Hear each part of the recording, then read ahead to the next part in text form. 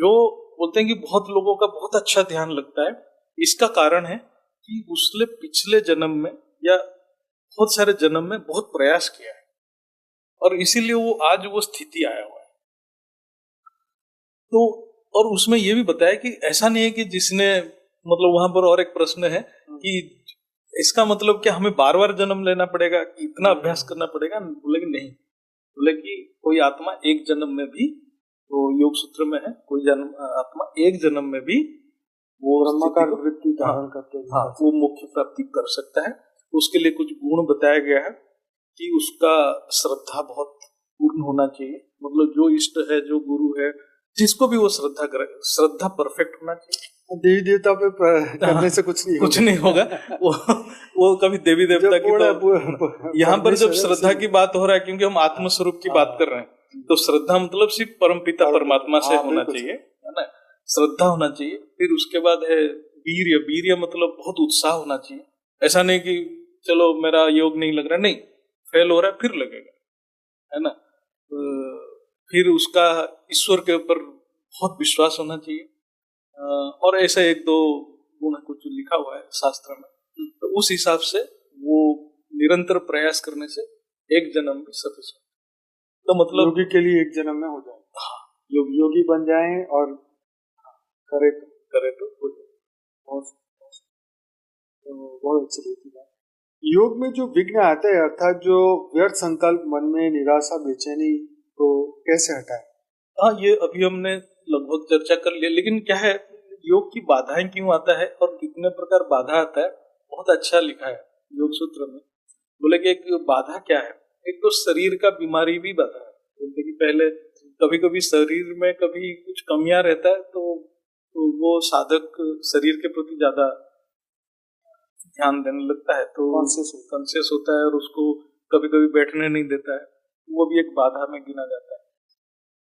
दूसरा बाधा उसको बोला गया कि जो कभी मजा नहीं आता है, बोलते हैं कि क्या कुछ हो नहीं रहा है, मतलब योग में, है ना। तीसरा ये बताया गया कि कंपेयर करते हैं एक दूसरे से, है ना, तुलना, गुण बढ़ जाना भी एक बाधा है। आलस्य प्रमाद तो है ही, आलस्य प्रमाद है कि चलो आज नहीं काल करेंगे, है ना। और उसके बाद कंपैरिजन होता है, जो बोलता है कि अरे भाई इसको ऐसा हुआ, मुझे क्यों नहीं हुआ, ये भी एक डिप्रेशन स्टेज में लेके जाता है। और एक लास्ट में बताया कि जो क्या होता है कि उसको इच्छा है अनुभूति का, लेकिन मन एकाग्र नहीं हो रहा, बैठ नहीं पा रहा है, तो बोले कि ये सब चीज जब होगा वो मन अशांत रहता है। मन अशांत रहेगा तो बेचैनी बढ़ेगा, बेचैनी बढ़ेगा तो क्योंकि आपको व्यर्थ संकल्प आने लगेगा। तो इसका उसने ये बताया कि योग के लिए दो ही है। बोले कि एक तो है वो, वहां पर एक शब्द है, एक तत्वों का अभ्यास करना है।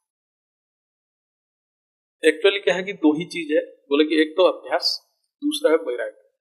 हम लोग जैसे बोलते हैं ज्ञान, ज्ञान के द्वारा ही वैराग्य आएगा। ज्ञान को बार बार अभ्यास करेंगे तो वैराग्य आएगा। और अभ्यास मतलब एक तत्व का अभ्यास। बोल रहा है कि ये जो सृष्टि है ये पंच तत्वों से बना है। ये पंच तत्वों में विभिन्न ऐसे ऐसे प्रपंच बना है, मतलब ये पंच तत्वों में जब मन आ जाता है, मन स्थिर नहीं रहता है, मन अनेक तत्वों में भ्रमण करता है। बोले कि इसलिए बोले कि एक तत्व में जाना है। एक तत्व है क्या? जो पंच तत्व कहाँ से आया? परम प्रकाश से आया, वही परमात्मा से आया। वो एक तत्व में स्थिर रहना पड़ेगा, तभी जाके वो बेचैनी से निकलेगा। उसके लिए ज्ञान और अभ्यास। वो बोला कि ज्ञान और अभ्यास, और जैसे लास्ट स्टेज में बोला कि मन एकाग्र नहीं हो रहा है, तो उसका कारण जानना पड़ेगा उसको, कि मेरा मन क्यों एकाग्र नहीं हो रहा है। दूसरे के साथ कंपेयर ना करें, क्योंकि दूसरा बंदे का क्या जर्नी है हमें पता नहीं। हो जाए वो कितने जन्मों से अभ्यास की होगी, हम क्यों करें उसके साथ कंपेयर। और उसके साथ कंपेयर करके अपना दुर्गति कर रहा है।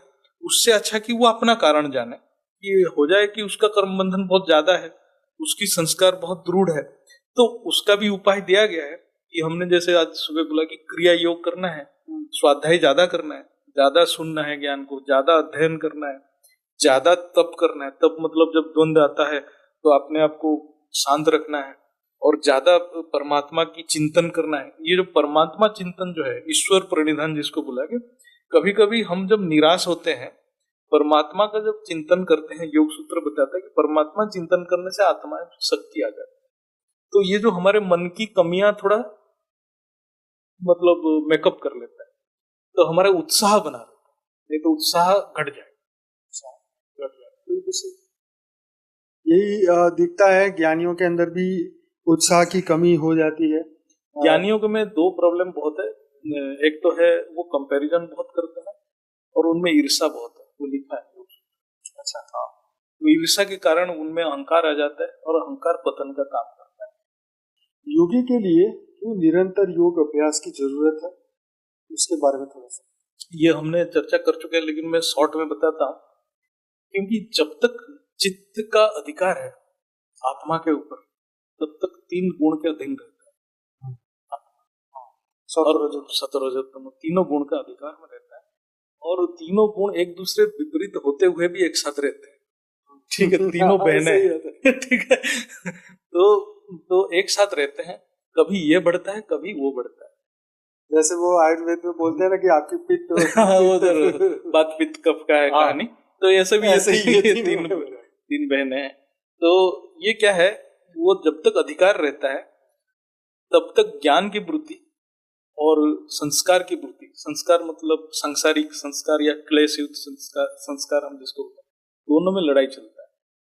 और जैसे ही आत्मा अभ्यास कम करेगा, सांसारिक वृत्ति ऑटोमेटिक बढ़ेगा। जब तक उसका बीज है, वृक्ष बनने में टाइम नहीं लगेगा, और योगी कब भोगी बनेगा पता भी नहीं लगेगा। सच बात। तो इसीलिए जब तक चित्त का अधिकार आत्मा के ऊपर है, तब तक अभ्यास जारी रहना।